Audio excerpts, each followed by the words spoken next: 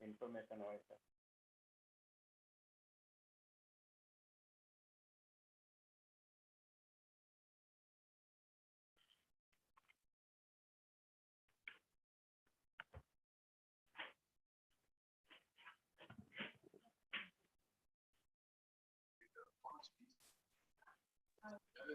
Joseph की walk के एक दिन पहले जब वो बाहर मॉर्निंग वॉक के लिए गया, नमस्कार आत्मा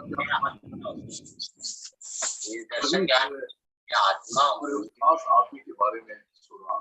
तारा अकाउंट नंबर क्या है? ये ट्रेडर का है, ट्राई नहीं पता चेक कर ला।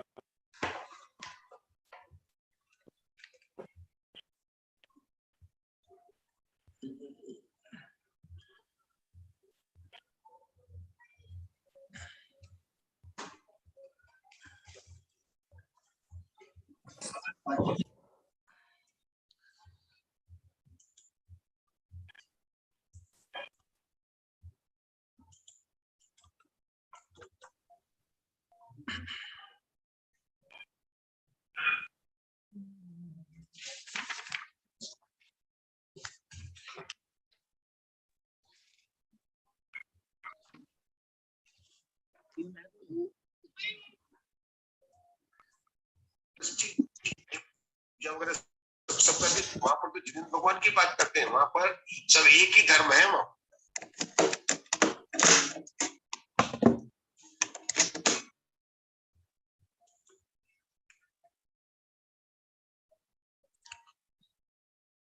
णमो अर्हन्ताडं णमो सिद्धाडं णमो आर्याडं णमो अज्झायाळं णमो लोये सव्वसाहुडं मंगलं भगवान् वीरो मंगलं गौतमो गणी मंगलं कुंद कुंदार्यो जैन धर्मोस्तु मंगलम सर्वमंगल मांगल्यम सर्वकल्याणकारकम प्रधानं सर्वधर्माणां जैनं जयतु शासनम् वंदितु सौवसिद्धे धोममलमणोवं गतिं पत्ते वोच्छामि समय पाहुड मिणमो सुद केवली भणिदम।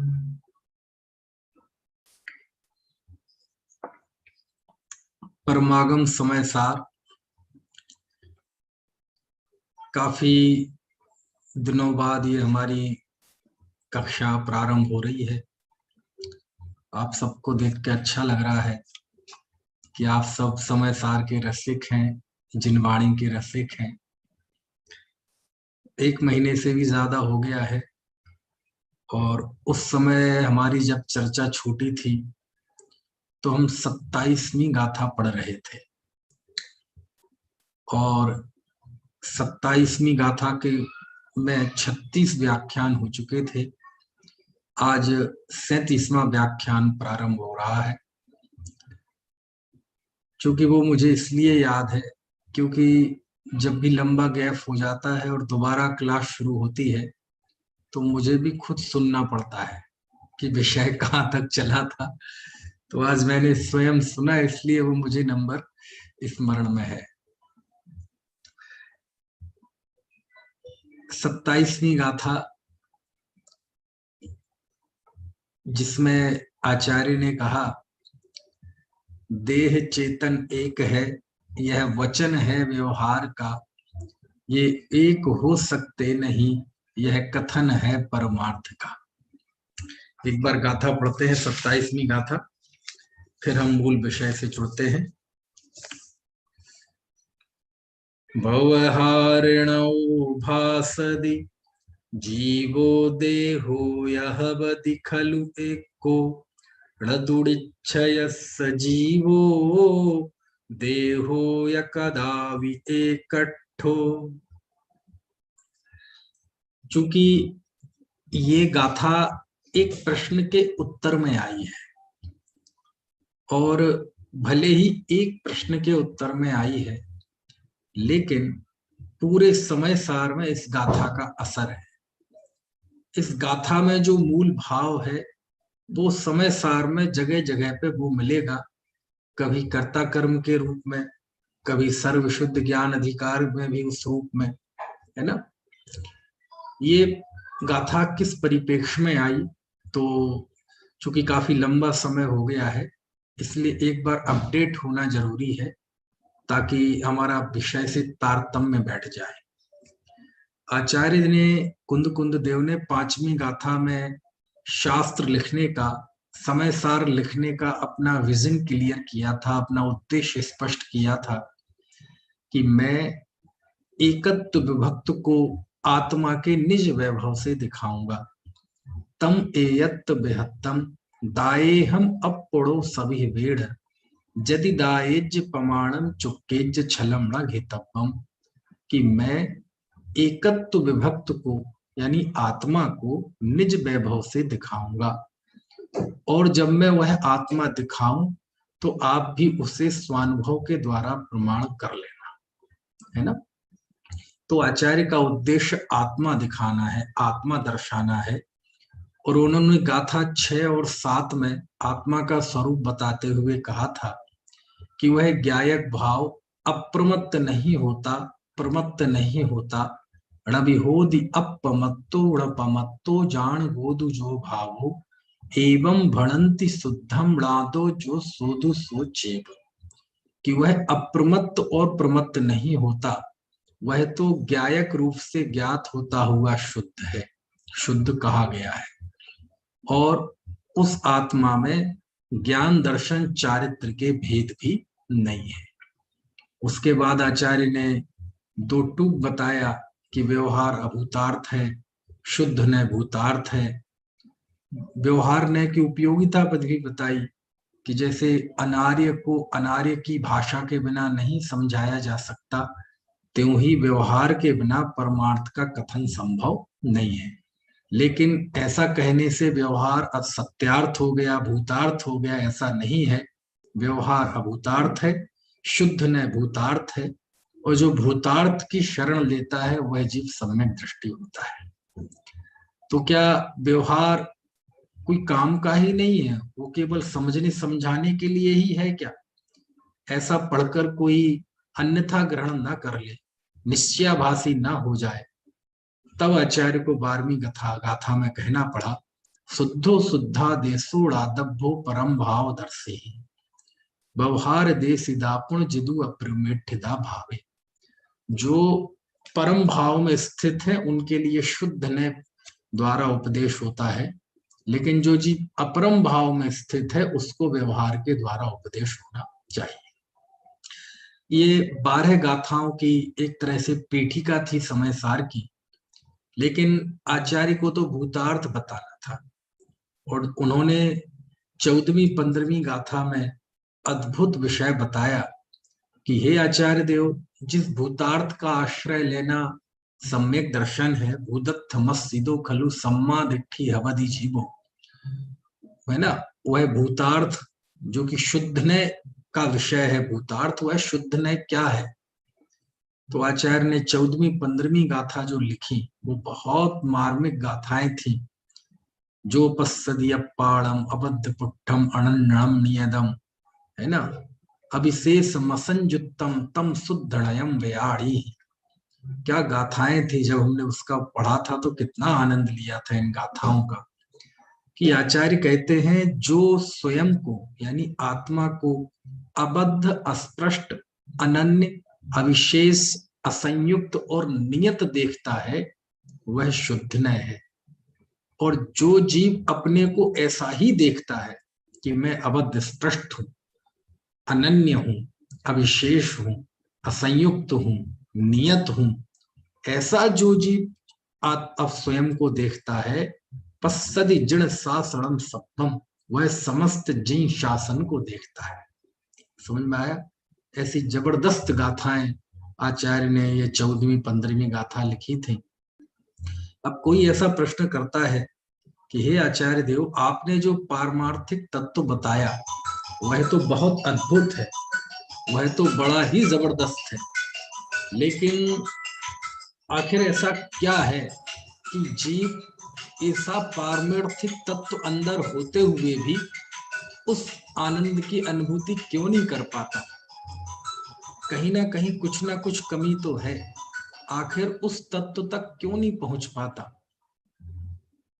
प्रश्न यह है कि यह जीव कब तक ऐसा अप्रतिबुद्ध रहता है, कब तक ऐसा अज्ञानी रहता है ना? तब आचार्य ने 19 गाथा लिखी, 20, 21, 22 ऐसी कई गाथाएं आचार्य ने अज्ञानी के अज्ञान को बताने के लिए लिखी कि जब तक जीव के अंदर ऐसा ज्ञान रहता है, ऐसी कुटेव रहती है, ऐसी मिथ्या धारणाएं रहती हैं, तब तक उसको सम्यक् की प्राप्ति, आत्मा की प्राप्ति, बोध की प्राप्ति नहीं होती। तो कब तक ऐसी कुटेव रहती है, क्या कुटेव है वो? तो उन्होंने इसके जवाब में गाथा लिखी थी, आहा, कम्बेणो कम मम्मी है अहमिदि अहकम चकम बणो कम मम जा ऐसा खलु बुद्धि अब पड़ी बुद्धो हवदिता।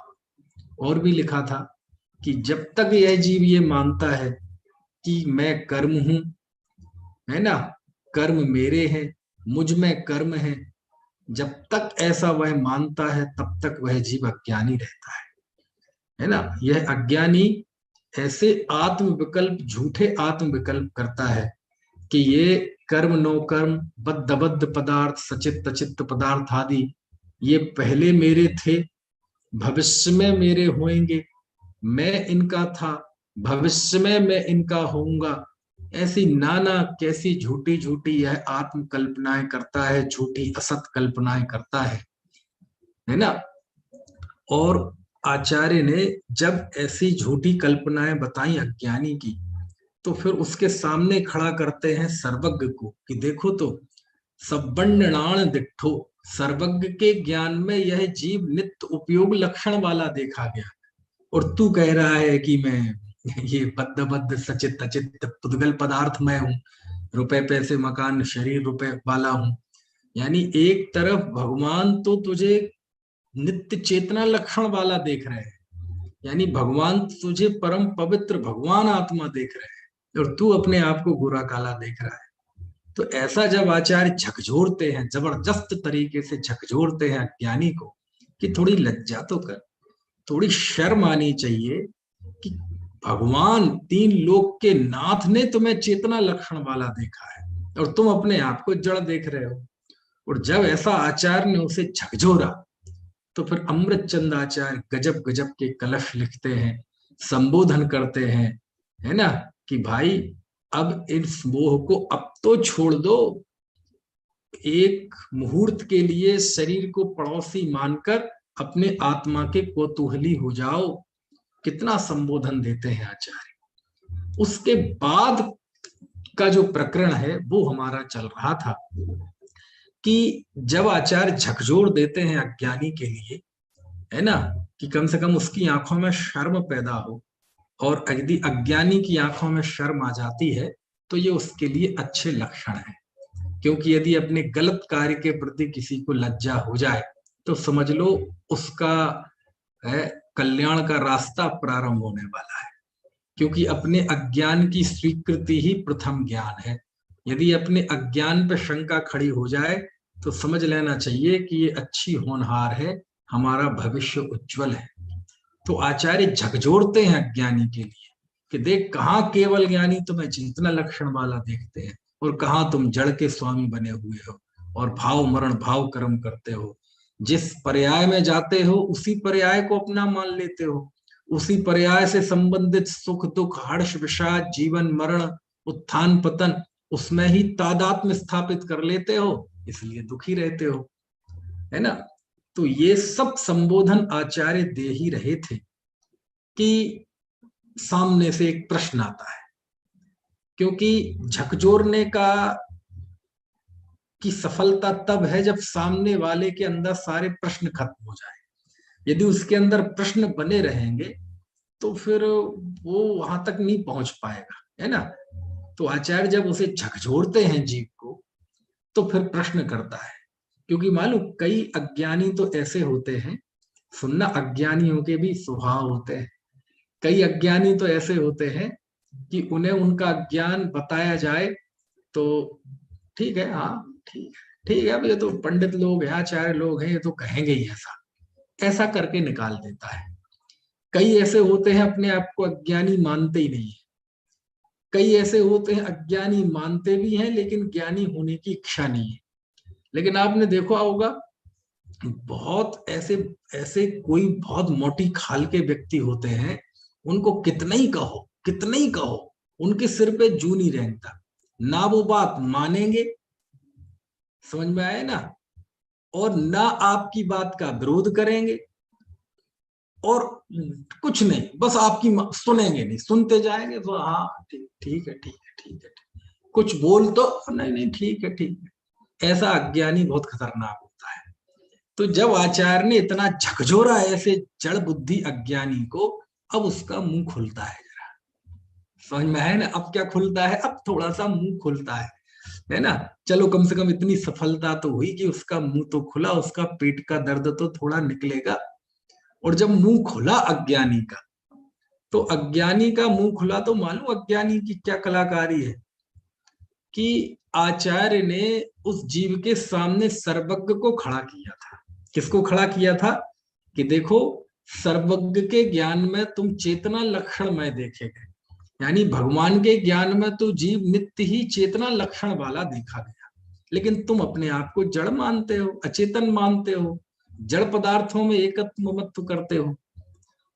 तो सामने वाला भी पक्का है, बोले जब भगवान को बीच में उतार यानी हमारी आपकी चर्चा में जब भगवान को उतार दिया, तो अब हमें भी छोटा मोटा कोई तीर नहीं छोड़ना पड़ेगा, समझ में आए ना।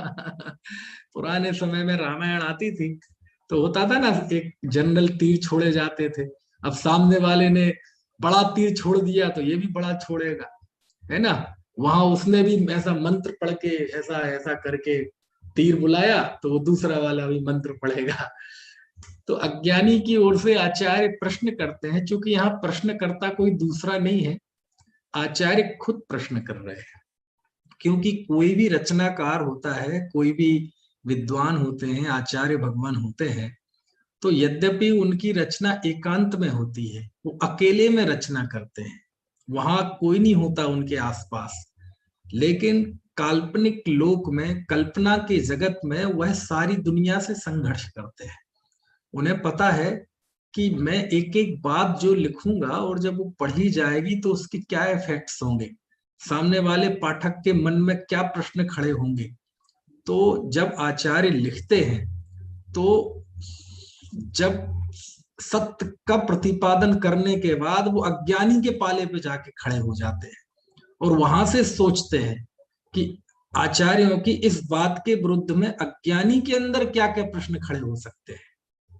आपने देखा होगा हमारे मंदिरों में डिबेट होती है, वादो वाद प्रतियोगिता होती है, तो वहां कोई दो मत होते नहीं है, सब एक ही मत के हैं, लेकिन फिर भी दो मत खड़े कर देते हैं, समझ में आए ना, एक पक्ष में और एक विपक्ष में। और जो विपक्ष में होता है निजी जिंदगी में वो पक्ष में ही होता है, लेकिन एक विषय की क्लियरिटी के लिए, ज्ञान की निर्मलता के लिए, है ना, सही बात, सही प्रश्न उत्तर, है ना, श्रोताओं तक पहुंचे, इसके लिए उपक्रम करते हैं कि डिबेट खड़ी करते हैं। एक ही मत होने के बावजूद भी, एक ही मत को मानने के बावजूद भी ऐसे खड़े करते हैं। तो आचार्य कुंद कुंद भी अज्ञानी की तरफ से प्रश्न करते हैं। किसकी तरफ से? अज्ञानी की तरफ से प्रश्न। क्योंकि जिस रचना में रचनाकार जो कहना चाहता है उसके विरुद्ध विचारों को जो महत्व देता है, वह रचना उतनी ही जीवित हो जाती है। क्या कहा कि हम जो कहना चाहते हैं अपनी रचना में, इसके विरुद्ध जो विचार है, उन विरुद्ध विचारों को जो अपने पुस्तक में लिख देता है और फिर उनका समाधान करता है, वह रचना उतनी ही जीवित होती है, उतनी ही जीवंत रहती है, उतना ही ज्यादा दुनिया में वह पढ़ी जाती है। क्यों? क्योंकि अज्ञानी के पेट दर्द सामने आना चाहिए। अज्ञानी के अंदर जो दिमाग में गुत्थियां चल रही हैं वो निकल निकल कर बाहर आनी चाहिए। जो लेखक उन गुत्थियों को निकाल सका, उसे झकझोर सका कि वो बाचाल हो जाए, वो बोलने पे मजबूर हो जाए, है ना। अभी तो उस पे कितनी कुछ करते थे। जैसे आपने देखा होगा, थोड़ा हल्का दृष्टांत है लेकिन समझने के लिए, ये कई लोग जो होते हैं ना गुटखा खाते हैं, तो मुंह में पान मसाला खाते हैं, कौन कौन से आते हैं, ऊंचे लोग, ऊंची पसंद, है ना। तो वो पान मसाला खाते हैं, तो पान मसाला खाने के बाद वो, आपने देखा होगा, पान मसाला खाने वाला बड़ा अंतर्मुखी होता है। अंतर्मुखी मतलब जैसे कमरे में या ऑफिस में 5-6 लोग हैं, सब काम कर रहे हैं, बातचीत कर रहे हैं, वो कुछ नहीं, बिल्कुल मुंह से बोलेगा ही नहीं कुछ, बिल्कुल मुंह में भरा रहेगा और शांत रहेगा। कोई आएगा, उससे आप कुछ बुलवा नहीं सकते, समझ में आया ना। मतलब वो आप उसको कुछ, कोई मान लीजिए कोई, जैसे कॉलेज में है तो कॉलेज के उदाहरण आते हैं, कोई बच्चे ने कोई सफलता कर ली, कोई रैंक अच्छी आ गई या कोई टेस्ट निकल गया, तो वो डिब्बा लेके सबको मिठाई खिलाने आएगा, तो मिठाई नहीं खाए, वो मुंह तब खोलेगा जब यानी कोई कुछ भी कहे तो वो सुनता रहेगा, हाँ, उससे आप बोल नहीं सकते, उससे कुछ, वो तब मुंह खोलेगा जब उस बात की कीमत उसके गुटके से ज्यादा हो। तो कहने का आशा ये है, ये अज्ञानी ऐसा ही होता है, इसके सिर पे जू नहीं रेंगता, कितनी अच्छा उपदेश देते रहो, यदि आप उसका मुंह खुलवा पाए ना, तो आप समझ लो ये आपकी सफलता है। जैसे बच्चे नहीं होते थे, बच्चे जैसे बचपन में जब उन्हें आप दूध पिलाते हैं चम्मच से, तो वो बंद कर लेते हैं, मुंह नहीं खोलते, तो उनकी नाक पकड़ते हैं, तो नाक पकड़ते हैं तो क्या होता है, मुंह खुल जाता है। तो आचार्य थोड़ी नाक पकड़ते हैं कि तू बोल तो बेटे, तू अपने अंदर का दर्द बता तो थोड़ा, तेरे अंदर प्रश्न क्या है। हमारे आचार्य ज्ञानी पुरुष कितना समझाते हैं लेकिन तू सुन लेता है बस, है, मन में संदेह भी बनी रहती है लेकिन हाँ हाँ ठीक है, टाइम पास करता। अरे एक बार तू अपने अंदर का दर्द बता तो, तेरी पीड़ा क्या है, तेरे प्रश्न क्या है, बता तो सही।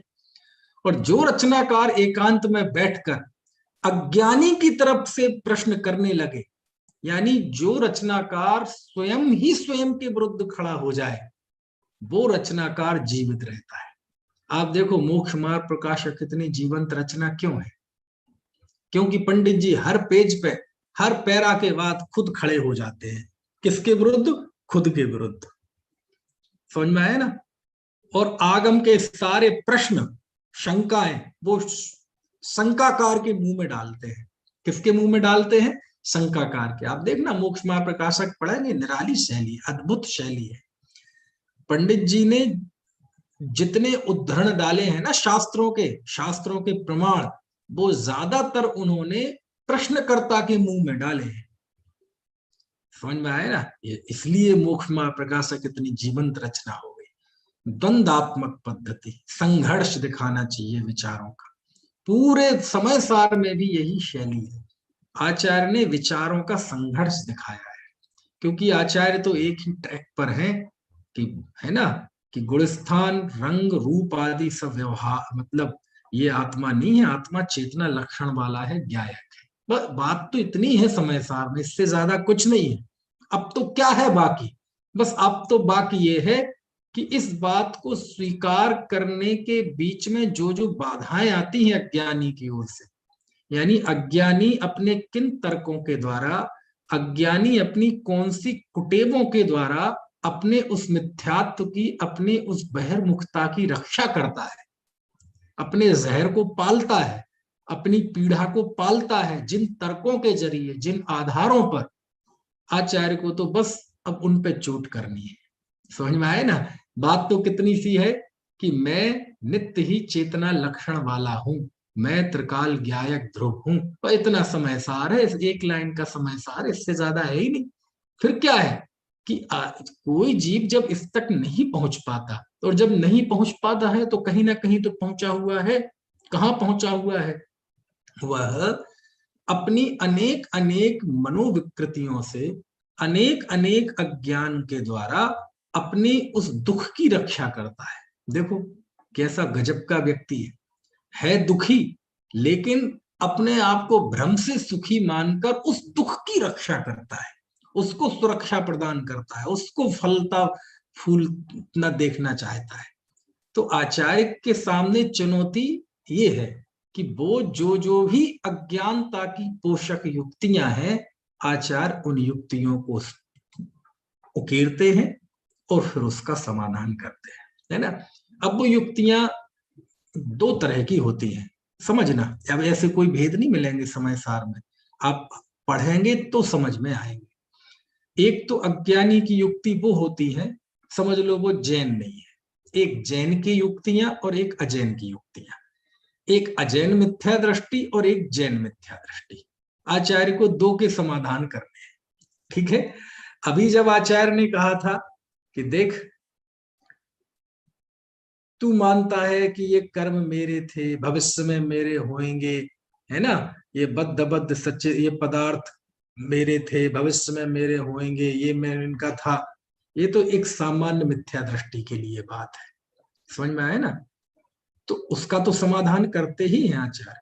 लेकिन बहुतेरे ऐसे जीव होते हैं जो पंचेंद्रिय होते हैं, संगी होते हैं, जिन धर्मी होते हैं, देवशास्त्र गुरु को मानते हैं, स्वप्न में भी कुगुरु कुदेव कुधर्म की वंदना नहीं करेंगे, जिनका अच्छा आचरण होता है ना, और जिनका दिल जिन धर्म के लिए धड़कता है, वो चाहते हैं दुनिया में जिन धर्म का प्रचार हो, प्रसार हो, भक्ति करते हैं, यात्रा करते हैं, अध्ययन करते हैं, दान देते हैं, सब करते हैं, समझ में आया ना।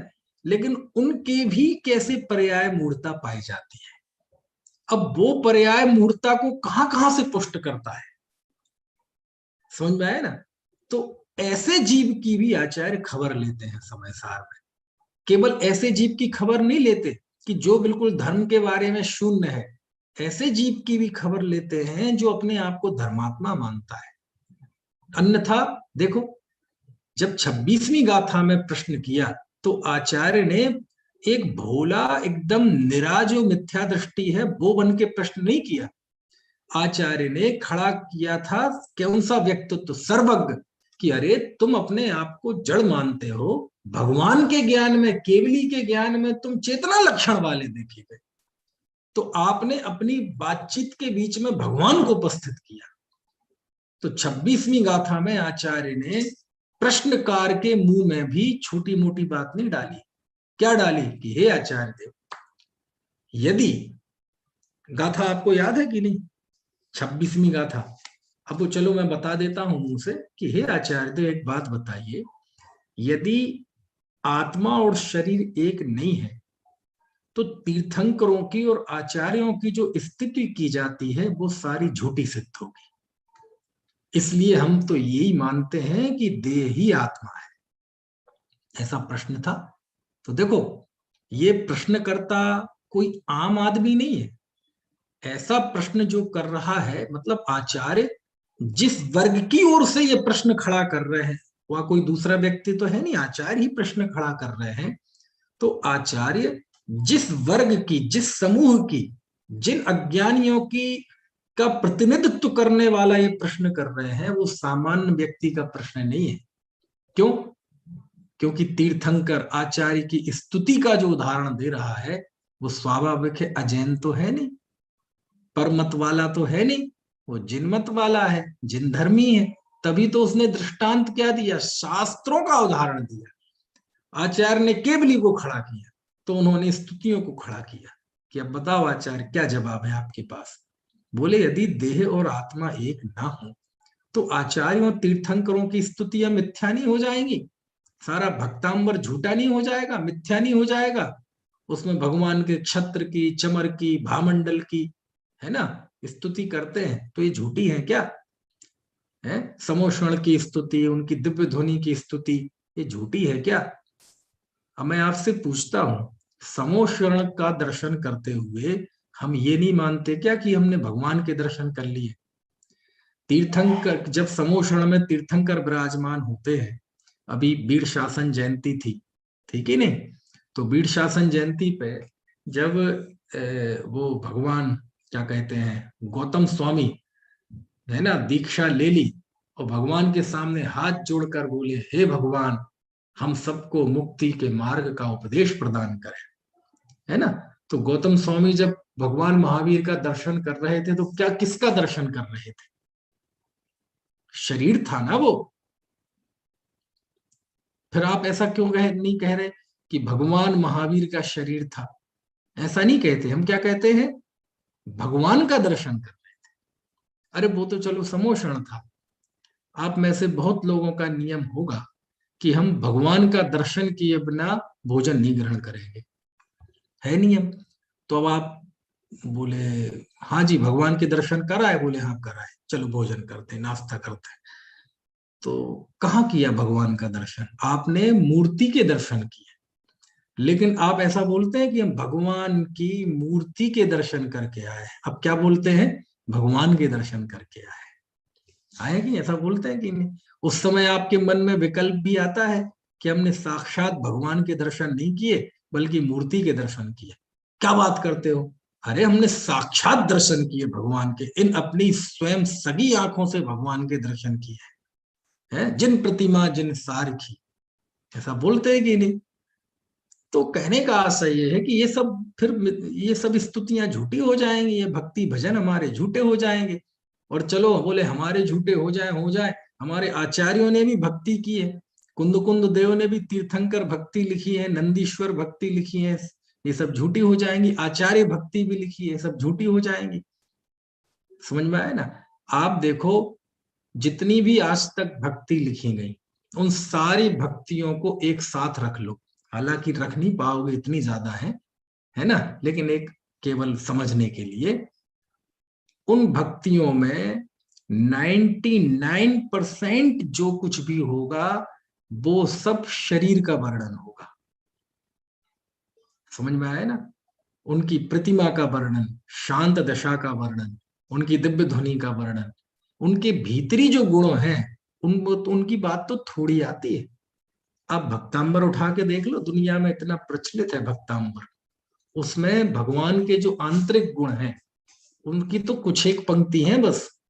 एक वो है ज्ञानम यथा त्वयि विभाति कृतावकाशम, है ना, एक छंद में ज्ञान की बात है। बाकी तो उनके छत्र, उनके चमर, उनकी भामंडल, वो माँ धन्य है जिनसे तुम पैदा हुए, आपका शरीर बहुत अच्छा है, आपका शरीर जिन परमाणुओं से बना है वो परमाणु दुनिया में उतने ही थे। क्यों, कैसे पता कि उतने ही थे? क्योंकि वैसा रूप केवल आपका ही है। समझ में आए ना? यही शांत राग रुचि भी परमाणु भिस्तम निर्मापितस्त्र भुवनैक ललाम भूत तावंत एव खलुते प्रणवः पृथिव्याम यत्ते समानम परम नहीं रूपम अस्ति। लिखा है सब शास्त्रों में। आपका जो तेज है, इतना आपका जो शरीर है ऐसा चमकदार है कि सारे पापों का नाश हो जाता है, ऐसे। तो कहने का आशय ये सब स्तुतियां क्या हो जाएंगी? ये सब झूठी सिद्ध नहीं हो जाएंगी? दो गोरे दो सांवरे, दो हरियल दो लाल, बाकी कंचन वर्ण है ये सब झूठी नहीं हो जाएंगी बातें? लाल मख मुख नहीं, लाल नख मुख नयन श्याम अरु श्वेत है, पढ़िए।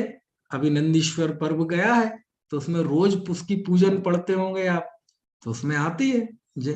तो हम तो जिन प्रतिमा को भी भगवान ही मान के पूछते हैं, समझ में आया ना? तो ये सब झूठी बातें नहीं हो जाएंगी। हम भजन पढ़ते हैं, कैसी सुंदर जिन प्रतिमा है, कैसा सुंदर है जिन रूप। अब बताओ क्या करें इसका? ये पंक्ति झूठी है। ये प्रश्नकार कर रहा है प्रश्न, आप इस प्रश्न की गंभीरता को समझें। ये छोटा मोटा प्रश्न नहीं है। आचार्य स्वयं के विरुद्ध खड़े हुए हैं और उस प्रश्न में किसका प्रतिनिधित्व कर रहे हैं? वो अजैनों का प्रतिनिधित्व नहीं कर रहे हैं। इस प्रश्न में आचार्य जैनियों का प्रतिनिधित्व कर रहे हैं, और वो जो भगवान की स्तुति करते हैं, जिन धर्मी है, उनका प्रतिनिधित्व करके प्रश्न खड़ा कर रहे हैं। समझ में आया ना? समय सार में केवल एक तरफा बात होती ना केवल, तो इतना लोकप्रिय नहीं होता, इतना जीवंत नहीं होता। क्योंकि बात तो इतनी सी है कि मैं शुद्ध चेतना में वस्तु हूं, लेकिन आचार्य ने अज्ञानी किन किन कारणों से इसको स्वीकार नहीं कर पाता, उसके अंदर कौन सी ग्रंथियां ऐसी दिमाग में बनी रहती हैं, उनको उपस्थित करते हैं, तभी समय सार इतना जीवंत बन पाया।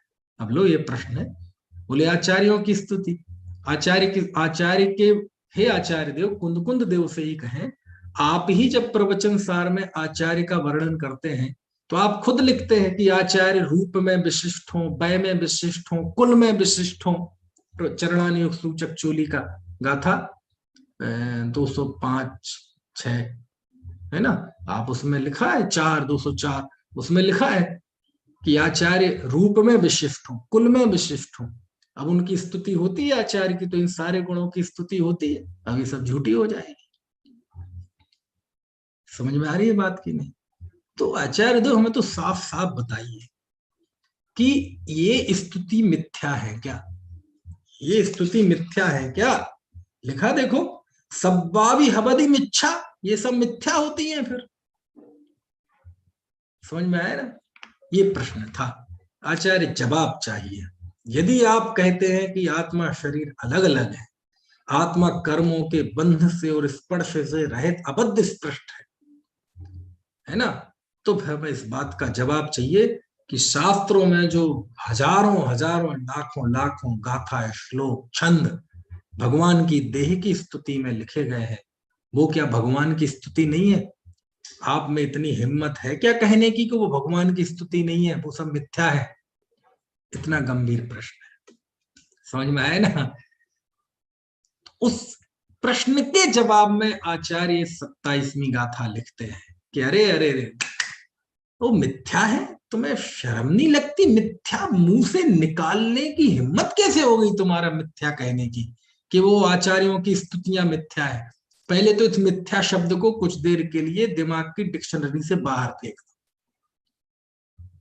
नहीं आचार्य देव, हम मिथ्या शब्द चलो हम वापस लेते हैं, ठीक है, हमारे मुंह से गलत निकला, लेकिन यदि गलत निकला तो हमने अपने मन से थोड़ी कहा गलत, आप ही उसे गलत कह रहे थे। आप ही आत्मा को अबद्ध स्पष्ट कह रहे थे कि वह कर्म से बंधा नहीं है, शरीर से रहित है ना? तो चलो, हम आपको लगा हमने मिथ्या कहा, आपको बुरा लगा, हम मिथ्या शब्द वापस लेते हैं, लेकिन प्रश्न तो वही है ना, समाधान करो। तो कहते सुनो भैया, वो मिथ्या नहीं है, फिर वो व्यवहार है। वो क्या है? वो व्यवहार है। उसके जवाब में ये गाथा लिखी कि व्यवहार ने ऐसा कहता है कि देह और चेतन एक है, शरीर और आत्मा एक है, लेकिन निश्चय से ये दोनों कभी भी एक नहीं हो सकते। आचार्य ने इस प्रश्न का जवाब नए विभाग से दिया। कैसे दिया? नए से दिया। यहां आचार्य ने बिल्कुल स्पष्ट तौर पर नए का प्रयोग एक 7वीं गाथा में किया था। एक लाइन में व्यवहार नय का उपयोग और अगली लाइन में निश्चय नय का प्रयोग, है ना? व्यवहारेणोपदिस्सदीणाणस्य चरित्र दंसणम्णाणम णमीणाणम न चरित्रम न दंसणम जाणवो शुद्धो। 7वीं गाथा कि व्यवहार न ऐसा कहता है कि ज्ञानी के ज्ञान है, दर्शन है, चारित्र है। फिर दूसरी लाइन, लेकिन निश्चय से न ज्ञानी के ज्ञान है, न दर्शन है, न चारित्र है, तो शुद्ध ज्ञायक। बिल्कुल इसी शैली का प्रयोग 27वीं गाथा में किया है कि व्यवहारणो भासदी, व्यवहार ने कहता है जीवो देहो, जीव और देह हबदी होते हैं, खलु वास्तव में एक को एक। यानी व्यवहार ने ऐसा कहता है कि जीव और देह वास्तव में एक होते हैं। रदुड़िच्छय से जीवो, लेकिन निश्चय नय का ऐसा कहना नहीं है। जीवो दो या कदापि इकट्ठो, लेकिन निश्चय नय से जीव और देव कदापि कभी भी एक नहीं हो सकते, ना थे, ना है, ना होंगे, कभी नहीं हो सकते। ऐसा नए परिपाटी से जवाब दिया आचार्य। उसने प्रश्न किया था कि फिर तो ये स्तुतियां मिथ्या हो जाएंगी। तो एक तो आचार्य ये कह सकते थे कि हो जान दो, हमारा क्या जाता है। ना ना ना ना ना ना, ना ऐसा नहीं, ऐसा नहीं। इससे ज्ञानियों का अपमान होता है। आचार्य को पूर्वाचार्यों का, ज्ञानियों का सम्मान भी बनाए रखना था और पारमार्थिक तत्व भी बताना था। यदि पारमार्थिक तत्व बताएं लेकिन इस कीमत पे कि पूर्वाचार्यों का, ज्ञानियों का अपमान हो, तो वो भी पारमार्थिक तत्व सही नहीं हो सकता। समझ में है ना। और पारमार्थिक और ज्ञानियों का सम्मान में कोई कमी नहीं होनी चाहिए। भले ही हम पारमार्थिक उपस्थित कर पाए चाहे नहीं कर पाए, परमार्थ बता पाए चाहे नहीं बता पाए, ऐसा लिहाज यदि कुंद देव करते तो भी पारमार्थिक तत्व उपस्थित नहीं हो पाता। समझ में आए ना। वो चाहते थे आचार्यों का, ज्ञानियों का सम्मान भी रहे और हम पारमार्थिक तत्व भी उपस्थित कर पाए। इसलिए उन्होंने निश्चय और व्यवहार की शैली को डेवलप किया, विकास किया, कि पूर्वाचार्यों ने जो कहा है, स्तुतियां हैं, जो वंदना है, अरे वो मिथ्या नहीं है। ये मिथ्या शब्द तो तुम बिल्कुल अपने मुंह में अंदर ले जाओ, चबा जाओ, ये नहीं है, मिथ्या नहीं है। तो फिर क्या है वो व्यवहार है। व्यवहार नए से देह और आत्मा एक है, लेकिन निश्चय नए से नहीं है। तो व्यवहार नए से भी एक क्यों कह रहे हैं? अरे हम शरीर की स्तुति नहीं करते हैं भैया, हम शरीर के जरिए उस जीव की ही स्तुति करते हैं। और हकीकत में क्या है, दरअसल कभी मैंने मन में आता है, लेकिन पता नहीं, मन में भाव तो बहुत आते हैं, लेकिन वो जरूरी नहीं है होनहार हो। कभी मन करता है कि 5-7 घंटे केवल भक्ति पे बात करें, भक्ति विषय पे, है ना। क्योंकि अभी हम भक्ति को सही नहीं समझ पाते हैं। देखो, जैसे एक छोटा सा दृष्टांत दूं आपको। आप सबने भक्तांबर पढ़ा है, ठीक है। भक्तांबर क्या है? शुरुआत में ही आप भक्तांबर की पंक्ति बोलो जरा, क्या है? भक्तांबर प्रणत मौलि मणि प्रभाणा मुद्योतकम दलित पाप तमोभितानम सम्यक प्रणम्य जिन पाद युगम युगादा और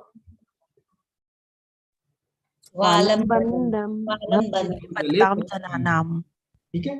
ये पंक्ति है, 4 पंक्ति। इसका अर्थ आपको पता है? जी मानो। अर्थ बताओ जरा, कौन बताएगा?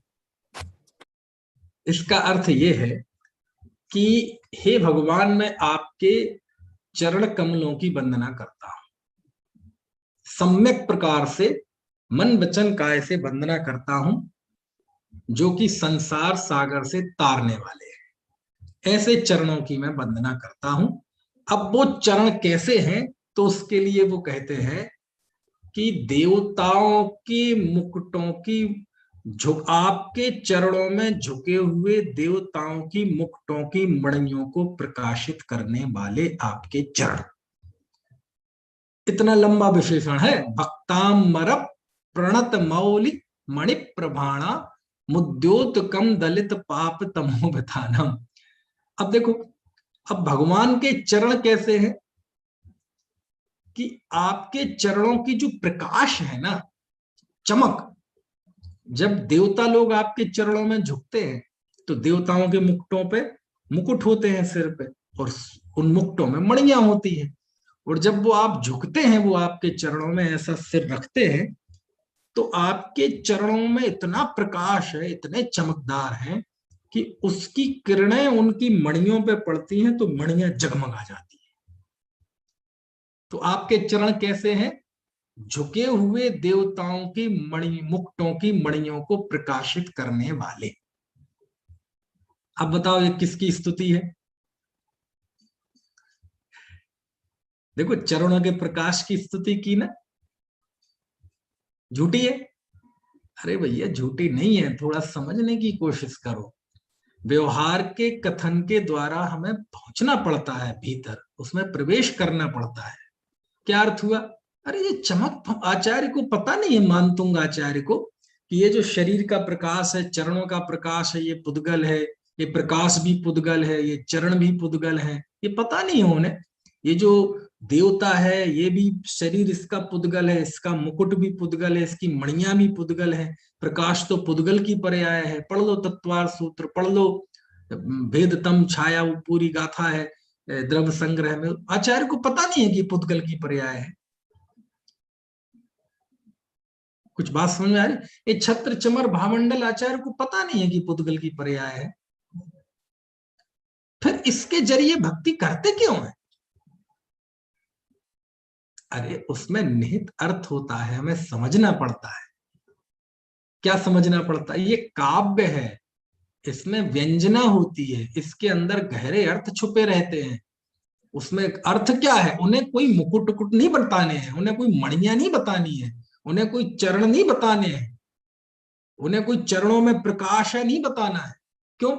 मान लीजिए चलो वो तो तीर्थंकर भगवान ऋषभ देव की वंदना कर रहे हैं, मान लीजिए वो ही देवता किसी मुनि के चरणों में झुके होते तो, और मुनि के चरण बिल्कुल रूखे होते, एकदम काले होते, है ना, स्किन निकल रही होती, समझ में आया, मवाद बह रही होती, तो क्या करते? तो नहीं झुकता वो। कौन? देवता। फिर उसकी मुक्तों की मणियां प्रकाशित नहीं होती। नहीं समझे आप? तो फिर निहित अर्थ क्या होता है? अरे व्यवहार के जरिए पहुंचना पड़ता है भीतर। क्या अर्थ है? अरे अर्थ ये है कि देवता काय का प्रतीक है? देवता मतलब वैभव, देवता मतलब वैभव, पुण्य, शक्ति, लोक में जो ग्लैमर है ना, चकाचौंध है, उसका प्रतीक है। तो देवता के द्वारा देवलोक को, देवता को उपस्थित किया, तो मनुष्यों में ग्लैमर किसका होता है? रईसों का, नेताओं का, अभिनेताओं का, है ना, खूब, है ना, पदधारी, है ना, राष्ट्रपति, प्रधानमंत्री, मंत्री, कैबिनेट मंत्री, है ना, बड़े बड़े रईस, अब यही होते हैं, समझ लो मनुष्यों के इंद्र। समझ में आया ना? छोटे मोटे सब इंद्र, है ना। और चरण काय का प्रतीक है? चरण मतलब आचरण, चरण यानी, चरण मतलब, चरण का अर्थ ही होता है आचरण। जब हम किसी के चरण छूते हैं ना, तो चरण क्या छूते हैं? हम उसका आचरण छूते हैं। जब हम किन्हीं मुनि को बोलते हैं नमोस्तु, चरणों की वंदना करते हैं, तो किसकी वंदना करते हैं? आचरण की वंदना करते हैं। कोई बड़ा मिलता है, कोई आप जिस पे श्रद्धा हो, आप उसके चरण छूते हैं, तो चरण के जरिए हम उनका आचरण छूते हैं, हम उनकी आर्ट ऑफ लिविंग, उनके जीवन जीने की शैली, उनके व्यक्तित्व की विशेषता, उसको छूते हैं। तो देवता की मुकुट, अब देवता, अच्छा बताओ, आज भी, पुराने समय में भी, जब राजा, बिना मुकुट के राजा की कल्पना कर सकते हैं आप?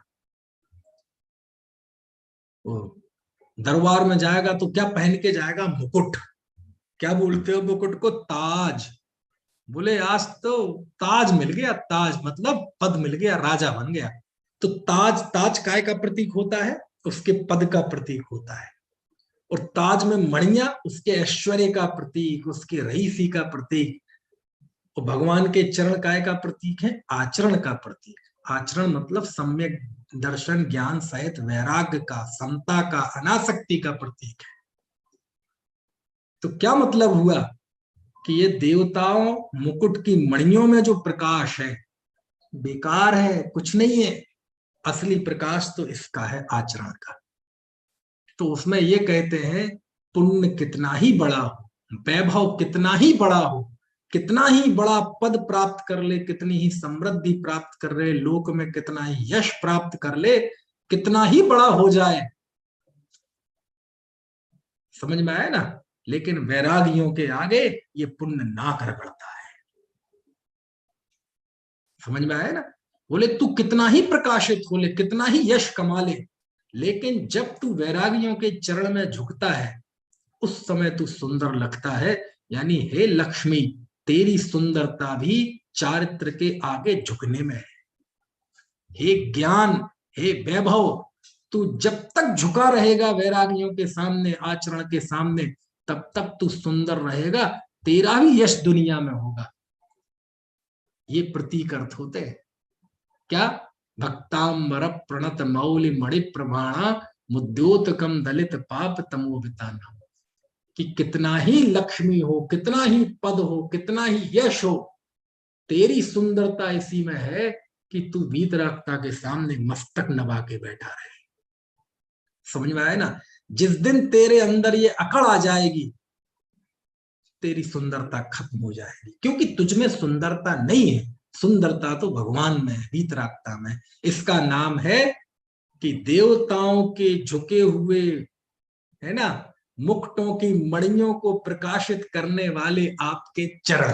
अब कहा तो ऐसा जाता है, लेकिन उसके प्रतीक अर्थ क्या होते हैं कि दुनिया में सर्वोत्कृष्ट यदि कोई है तो रत्नत्र है, सर्वोत्कृष्ट यदि कोई है तो चारित्र है, सर्वोत्कृष्ट यदि कोई है तो वैराग्य का मार्ग है, वीतरागता का मार्ग है। रागी लोग भी कदाचित थोड़े बहुत उनकी प्रशंसा की जाएगी, तो कब? यदि वह उनके चरणों में झुके रहे तब। तो इसका अर्थ है कि देवताओं के झुके हुए मुकुटों की मणियों को प्रकाशित करने वाले आपके चरण, यद्यपि मणियों में बहुत प्रकाश होता है, लेकिन चरण की किरण पड़ेगी तो प्रकाशित होगा। मतलब यद्यपि तेरा यश दुनिया में बहुत है, लेकिन यदि तेरे अंदर वैरागियों की भक्ति है तो ही तोरारा पद, तो ही तुम्हारा ये सारा वैभव प्रशंसनीय है।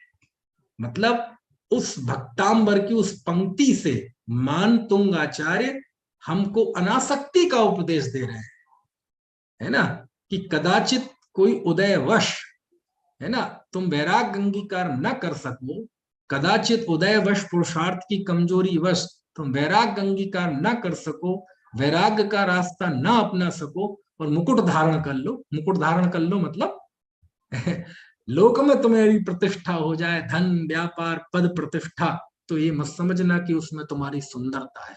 उसमें भी तुम्हारी सुंदरता कब है?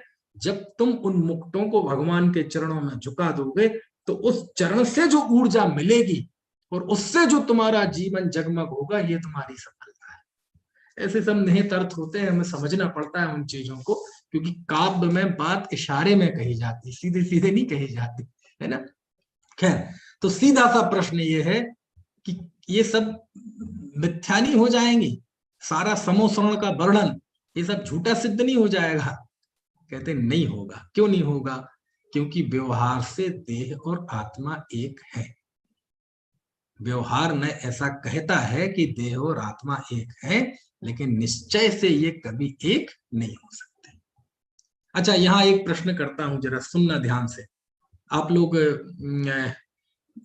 पहला वाला जवाब सही है या दूसरा वाला, है ना?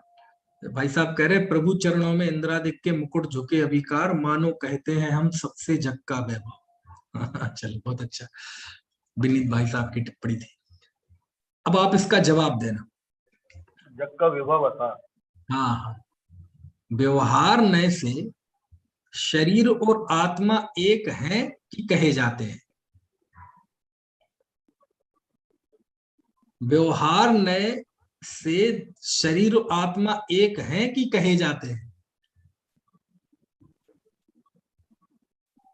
पहला कि दूसरा? एक है। जवाब देना, रटी रटाई वो बात नहीं चाहिए, बहुत सोच समझ के। व्यवहार नय से शरीर और आत्मा एक हैं। कौन बोल रहा है? आवाज है निलय जी की आवाज है। निलय जी बोल रहे हैं, एक ही है भैया। व्यवहार, जब व्यवहार नय लगा दिया ना तो कहे नहीं जाते, व्यवहार नय से दोनों एक हैं। समझ में है ना? एक एक भाषा ऐसी विकसित हो, भाषा में कोई बुराई नहीं होती, लेकिन हमें समझना चाहिए, व्यवहार नय से दोनों एक कहे नहीं जाते, व्यवहार नय से दोनों एक हैं। क्यों? क्योंकि यदि हम ऐसा कह देंगे व्यवहार नय से एक कहे जाते हैं, तो मतलब ये हो जाएगा कि बस कहने की बात है, वो है नहीं। मतलब है नहीं यानी वो फिर बात मिथ्या हो जाएगी, फिर वो वाणी का शिष्टाचार रह जाएगा, लेकिन व्यवहार में शिष्टाचार नहीं है।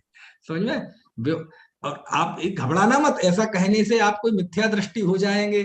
दिक्कत ये है, हमें भाषा से डर लगने लगा। हमें डर लगना चाहिए मिथ्या अभिप्राय से। व्यवहार में से दोनों एक कहे नहीं जाते, दोनों एक हैं। कुछ बात समझ में आ रही है? कहवामा आवे छे, ये भाषा गुरुदेव बोलते थे, तो गुजराती में यही लहजा बोल, होने को भी ऐसी भाषा में बोला जाता है। तो अपन क्या समझने लगे कि वो कहे जाते हैं नहीं। ऐसा नहीं है, व्यवहार में से वो दोनों एक हैं। समझ? हाँ, उन्हें पारमार्थिक तौर पर एक मानना ये मिथ्यात्व है। जैसे कहते थे, कहना व्यवहार है, मानना मिथ्यात्व है ना? क्योंकि यदि हम ऐसा नहीं मानेंगे तो आपको मालूम क्या क्या, यदि हम ऐसा मानेंगे कि व्यवहार से दोनों एक है नहीं कहे जाते हैं। इसका मतलब ये होगा कि जिनागम का सारा उपदेश बस कहने के लिए है। समझ में है ना, वो वस्तुतः ऐसा नहीं है। देखो एक बात ध्यान रखो, ये कुछ मूलभूत बातें होती हैं ABCD जिन धर्म की। नए का विषय दुनिया में होता है इसलिए वो नए है। क्या कहा, क्या कहा? निश्चय नए, व्यवहार नए। ये नए तभी कहे जाते हैं जब उसका विषय दुनिया में मौजूद होता है, अन्यथा वो नए नहीं कहलाएंगे। और हर एक नए, चाहे व्यवहार ही हो, कुछ ना कुछ अज्ञान की निवृत्ति करता है। अब ये बहुत खतरनाक खतरनाक बातें बोल रहा हूं मैं, यदि इसको जरा सा भी समझने में यदि संतुलित बिगड़ गया तो बहुत बड़ा अनर्थ हो जाएगा। दो बातें कही मैंने बहुत खतरनाक खतरनाक। कौन कौन सी? पहली बात, नए, क्योंकि नए मतलब सम्यक ज्ञान का अंश। नए मतलब मिथ्या ज्ञान नहीं, नए मतलब सम्यक ज्ञान। नए मतलब सर्वज्ञ कथित, क्योंकि नए कोई मिथ्या दृष्टि नहीं बताए, नए सब ज्ञानियों ने बताए। और नयों का वर्णन हमारे मूल द्वादशांग में है, गौतम स्वामी द्वारा रचित। तो नए मतलब सम्यक ज्ञान। पहले तो दिमाग में ये बात स्थापित कर दो, नए मतलब सम्यक ज्ञान, मिथ्या ज्ञान नहीं। चाहे वो निश्चय नए हो, चाहे व्यवहार हो, चाहे द्रव्यार्थिक, चाहे पर कोई भी नए हो, नए मतलब सम्यक ज्ञान। इतनी बात समझ में आई। अब इसका अगला स्टेप दूसरा, जब भी नए होगा तो उसका कुछ विषय भी होगा। विषय से निरपेक्ष जो भी नए होगा वो नए होगा ही नहीं, वो तो मिथ्या दृष्टि की कल्पना होगी। नए जब भी होगा तो वो उसका विषय दुनिया में मौजूद होगा, वो काल्पनिक नहीं होगा। यदि काल्पनिक होगा तो मालूम फिर क्या होगा अशोक जी, कि यदि देह और चेतन ये बात वस्तुतः काल्पनिक है तो आपको अनछना पानी पीने का पाप नहीं लगना चाहिए। फिर जाके किसी का गला काट दो तो आपको पाप नहीं लगना चाहिए, क्योंकि वस्तुतः तो दोनों एक है ही नहीं ना किसी अपेक्षा से। कुछ बात समझ में आएगी? ये मेरा तर्क नहीं है, अमृतचंद आचार्य देव का तर्क है, लेकिन वो आएगा क्रम से। पहली बात क्या, नए मतलब सम्यक ज्ञान, मिथ्या ज्ञान नहीं। दूसरा, नए जब भी होगा उसका विषय होगा दुनिया में, होगा, झूठा नहीं होगा, मिथ्या नहीं होगा, उसका विषय होगा दुनिया में, ये पक्का है। समझ गए बात? तीसरा, जो भी नए होगा वो कुछ ना कुछ अज्ञान की निवृत्ति करेगा, कुछ ना कुछ अज्ञान से आपको बचाएगा। क्या मतलब हुआ? व्यवहार ने कहा कि ये तुम्हारे संपत्ति है, ये पड़ोस की नहीं है, उस पर कुदृष्टि मत डालो, नहीं तो चोरी का पाप लगेगा। तो देखो इस व्यवहार ने आपको चोरी के पाप से बचाया ना। कुछ बात समझ में आ रही कि नहीं? व्यवहार ने भी किसी ना किसी अज्ञान से आपको बचाएगा। इसलिए व्यवहार ने कि हमारे मन में ये इमेज नहीं होनी चाहिए कि व्यवहार ने मतलब उसका तो विषय ही नहीं दुनिया में, व्यवहार मतलब बिल्कुल कहने की बात है, ऐसा बिल्कुल नहीं है। हाँ, एक जगह व्यवहार बिल्कुल झूठा हो जाता है। कहां? जब जीव आत्म स्वरूप में जाता है, वहां जाने पे समस्त व्यवहार झूठा सिद्ध हो जाता है। झूठा सिद्ध हो जाता है मतलब वो अनुभव कर रहा है शुद्ध चेतना में वस्तु का, और व्यवहार कहता है कि जीव पुद्गल है, गोरा है, काला है। भगवान आत्मा की अनुभूति में ही व्यवहार की असफलता है। समझ में आया ना? वही व्यवहार असफल सिद्ध होता है, वही व्यवहार असत्यार्थ सिद्ध होता है, उसके पहले नहीं। समझ में आया ना? उसके पहले तो व्यवहार ने जो विषय बता रहा है वो तो... अच्छा एक बात बताओ अशोक जी, आप मनुष्य हैं, ठीक है, पक्का है, पंचेंद्रिय है। अच्छा भगवान से पूछा जाए, मान लो सीमंदर भगवान है आज, उनसे कहा जाए कि ये कौन है, तो क्या बताएंगे वो? बोले मनुष्य है, पंचेंद्रिय है। यदि भगवान ऐसा बताएंगे तो भगवान का ज्ञान झूठा है कि सच्चा है? मोक्ष मान लीजिए भगवान से ऐसा पूछा जाए कि ये भाई कौन सी गति के हैं, ये कौन सी आयु वाले हैं, तो कहे तो मनुष्य है, मनुष्य गति के हैं, मनुष्य आयु वाले हैं, खतौली में रहते हैं, अशोक जैन इनका नाम है। तो भगवान यही बताएंगे कि कुछ गलत बताएंगे? जब पूछा उनसे कि हे भगवान ऋषभदेव, इस सभा में कोई ऐसा जीव है क्या कि जो भविष्य में आपकी तरह तीर्थंकर होगा? मारीची की कथा सुनी है ना, तो भगवान ने तो क्या कहा होगा, अरे क्या है, तीर्थंकरत्व तो व्यवहार है भैया, ये तो असत्य अर्थ है, आत्मा तो कभी तीर्थंकर होता ही नहीं है, आत्मा ना संसारी है, ना मुक्त है, ना बंधा हुआ है, ना बंध से रहित है। अरे पूछा क्या गया है, आप समझे? यानी जब आप ये कहा गया कि ये मारीची 24वां तीर्थंकर होगा, तो भगवान ने भी उस दशा में उसको मारीची बताया ना, और भविष्य में वो तीर्थंकर होगा तो तीर्थंकरत्व को माना ना। तो कहने का सही है, व्यवहार नए का विषय दुनिया में है, वो कहने का नहीं है। देखो कुंद कुंद देव लिख रहे हैं ना, जब उसने कहा कि यदि ऐसा होगा तो तीर्थंकरों की तो स्तुति मिथ्या हो जाएंगी, झूठी सिद्ध हो जाएंगी, तो आचार्य एक तरह से कह रहे, सुनो जबान संभाल के बात करो भैया, व्यवहार नए से दोनों एक हैं, दोनों एक। देखो ये इस यहाँ थोड़ा तत्व ज्ञान को हमें निर्मल करना पड़ेगा, अन्यथा आभास खड़ा हो जाएगा। ये इतना भयंकर ऑपरेशन है जो मैं बता रहा हूं कि एक जरा सा इतना स्लिप हो जाए, मामला कहीं का कहीं चला जाए। हम चाहते हैं कोई व्यवहाराभास खड़ा ना हो, निश्चयाभास भी खड़ा ना हो, क्योंकि यदि समय सार पढ़ के भी यदि निश्चयाभास व्यवहाराभास बना रहा कुछ ना कुछ, तो बेकार है, जीवन बेकार चला जाएगा। आचार्य कह रहे हैं व्यवहार ने, देखो लिखा, व्यवहार ने ऐसा कहता है कि जीव और देह दोनों वास्तव में एक है। खलु शब्द लिखा है, खलु, चारित्रम खलु धम्मों में जो खलु शब्द है ना, कि चारित्र निश्चय से धर्म है, वो खलु शब्द है, कि वो कहे नहीं जाते। व्यवहार ने कहता है कि देव और दोनों एक हैं, तो व्यवहार ने से वो देव एक हैं। लेकिन ध्यान रखना, व्यवहार, देखो दो लहजे होते हैं, एक लहजा आपको एक एकांत से बचाएगा और दूसरा लहजा आपको दूसरे एकांत से बचाएगा।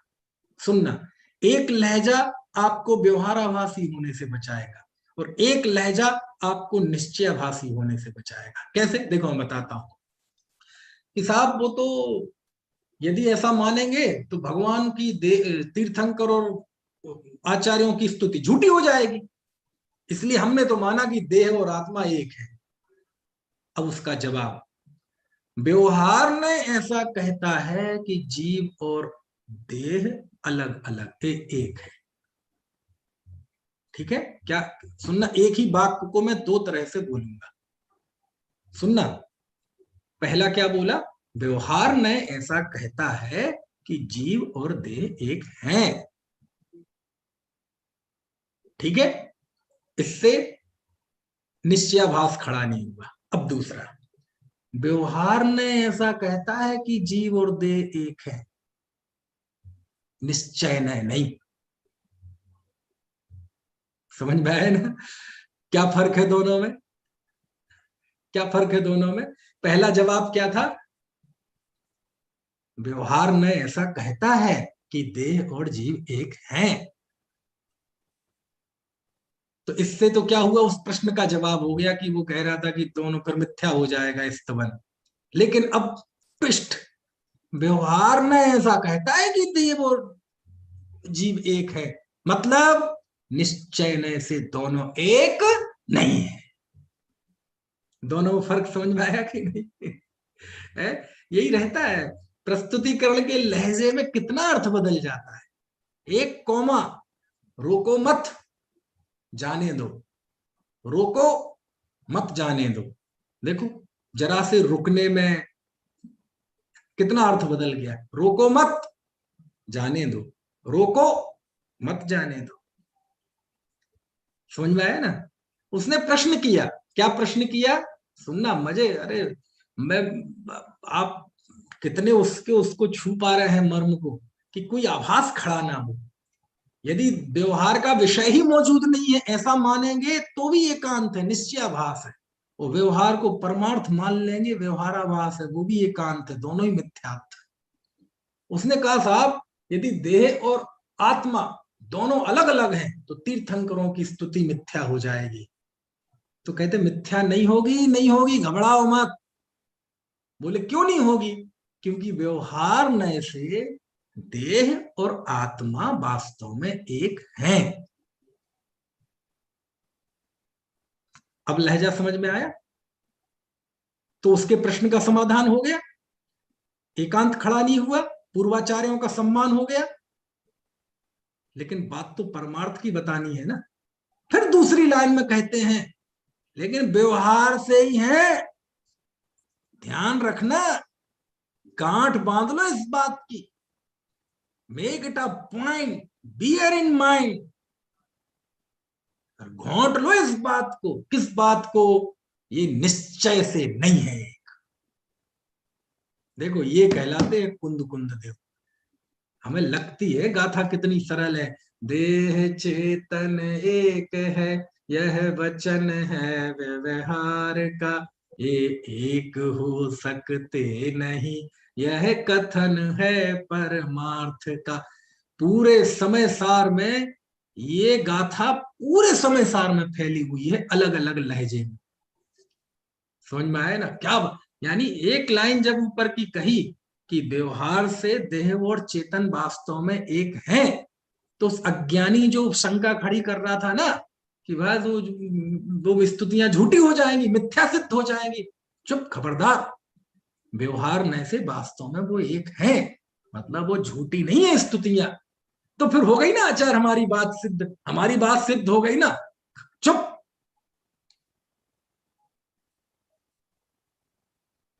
लेकिन निश्चय से दोनों एक नहीं है, और एक है नहीं, ना कभी थे, ना अभी हैं, और ना भविष्य में होंगे। यानी देखो क्या बढ़िया लिखा, लदुणिच्छयस्य जीवो देहो या कदापि एकट्ठो, निश्चय से दोनों कभी एक हो ही नहीं सकते। ये समय सार है, ये है कुंद कुंद देव। आपको निश्चयाभासी होने नहीं देंगे और व्यवहाराभासी होने नहीं देंगे और पर्याय मूढ़ रहने नहीं देंगे। ये कुंद कुंद देव है। पहली लाइन में पूरा विस्थापित कर दिया व्यवहार को ताकि पूर्वाचार्यों का सम्मान रहे, नए विवक्षा। लेकिन कहते हैं सुनो सुनो सुनो सुनो, हमने इस बात के लिए समय सार नहीं लिखा है कि हमें तुम्हें व्यवहार के गीत गाने हैं, हमें तो तुम्हें आत्मा दिखाना है। तो ठीक है वो लिखा है, वो व्यवहार से दोनों वास्तव में एक हैं, लेकिन ध्यान रखना निश्चय से दोनों एक नहीं है। कुछ देर का संयोग है, कभी त्रेंच में थे तो शास्त्र कहता है तुम त्रेंच हो, देव में थे तो देव हो, आज मनुष्य हो तो मनुष्य कह रहे हैं। लेकिन ध्यान रखना वास्तव में तुम देव और मनुष्य नहीं हो। जब तुम्हारे त्रैकालिक स्वभाव की नजदीक जाकर देखते हैं, उस दृष्टि से तुम्हें देखते हैं, तो तुम ना कभी देव मनुष्य त्रेंच थे, ना आज हो, ना रहोगे, क्योंकि देह और आत्मा कभी भी एक नहीं होते। ऐसी यह गाथा है, बहुत मार्मिक गाथा है, बहुत मार्मिक गाथा है। तो दिन भर से सोच रहा हूँ इस गाथा पे, कई तरह से, और वो सच बोल रहा हूँ, जितना मैंने सोचा इस गाथा के विषय में, उसका 0.1% भी मैं व्यक्त नहीं कर पा रहा। समझ में आया ना?